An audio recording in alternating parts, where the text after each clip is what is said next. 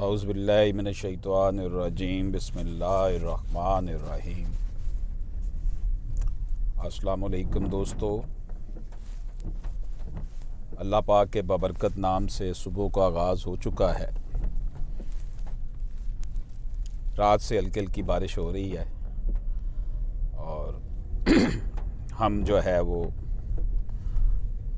Course की तरफ रवां दवां। आज कुछ सिविल केसेस में, इनहेरिटेंस के केसेस में एविडेंस भी है और इसके साथ साथ एक ज़मानत का केस भी है मुल्ज़म का, उसमें भी हमारे आर्गूमेंट्स होने हैं। अपनी लीगल टीम के साथ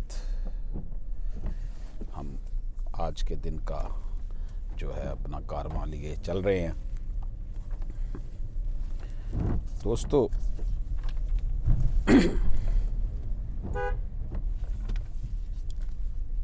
कानूनी वरासती हकदार को इस वजह से विरासत से महरूम नहीं किया जा सकता कि उसने अपनी आज़ाद रजामंदी के साथ शादी की है, क्योंकि हर मुसलमान लड़की का ये कानूनी हक है कि वो अपनी आज़ाद रजामंदी से शादी करे।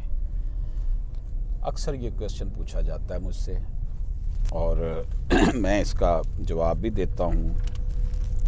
ये 2014 YLR 2053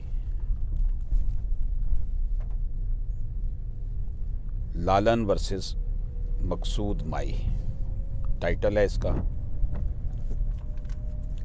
बाज़-औक़ात जिस सोसाइटी में हम रह रहे हैं, इस सोसाइटी का कलमिया ये भी है कि इस यहाँ पर शादी करना इतना मुश्किल है। पहली बार तो ये है कि सूटेबल रिश्ते नहीं मिलते, अपने हम पल्ला लोगों से रिश्तेदारी करनी मुश्किल हो जाती है। दूसरी बात ये है कि लोगों को आजकल ये नशावर लड़के और जनाब शराब पीने वाले और चरस पीने वाले, फिर नौकरियां भी नहीं उनके पास, ये प्रॉब्लम्स। फिर एक और बड़ा प्रॉब्लम पिछले एक दहाई से आया है कि एजुकेशन में लड़कियां ज़्यादा बेहतर पढ़ रही हैं लड़कों की निस्बत, जिसकी वजह से लड़कियों के लिए अपॉर्चुनिटीज़ बेहतर हैं, लड़कों के लिए अपॉर्चुनिटीज़ कम हो गई। आप यूनिवर्सिटीज़ के बोर्ड्स के रिज़ल्ट उठाकर देख लें कि आपको नज़र आएगा कि लड़कियों का रिज़ल्ट बेहतर होता है। बीइंग ए सुई ज्यूरिस, लड़की को ये शरई तौर पर भी, कानूनी तौर पर भी ये हक हासिल है कि वो अपनी मर्ज़ी से शादी करे, उसको कंपेल नहीं किया जा सकता। ऐसी रसूमात जिसमें वटे सटे की शादी, ये भी कॉन्स्टिट्यूशन ऑफ पाकिस्तान के तहत जो है वो जुर्म करार दे दी गई है। इसी तरह वनी की रस्म के तहत शादी, कि अगर आपने किसी की बेटी बहन से शादी कर लिया तो आपको भी अपनी बेटी बहन उनको देनी पड़ेगी।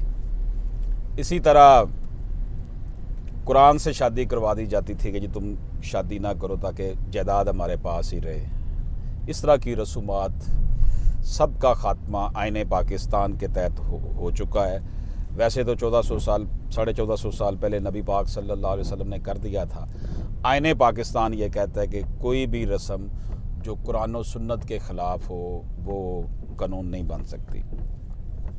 जब कोई खातून अपनी मर्ज़ी से शादी अगर कर लेती है तो उसके घर वाले फिर वो कहते हैं जी हमने इसको जो है ना वो आग कर दिया है, इसका अब हमारे साथ कोई ताल्लुक़ नहीं है, हमने इसको प्रॉपर्टी में से कोई हिस्सा नहीं देना।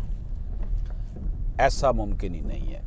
ये गैर शरई और गैर इस्लामी, गैर कानूनी इक़दाम है।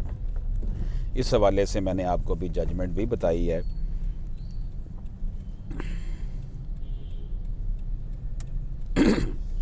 कि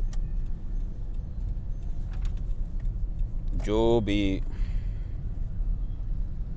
plaintiff legal here could not be deprived of her right of inheritance merely for the reason of entering into a contract of marriage with her own free will, which was otherwise a legal right of every Muslim girl. High Court upheld the concurrent findings of effect by two courts below and dismiss the civil rebellion 2014 YLR 2053। ये जनाब आपकी खिदमत में पेश करना था जो किया। इजाज़त दीजिए। अल्लाह हाफिज़।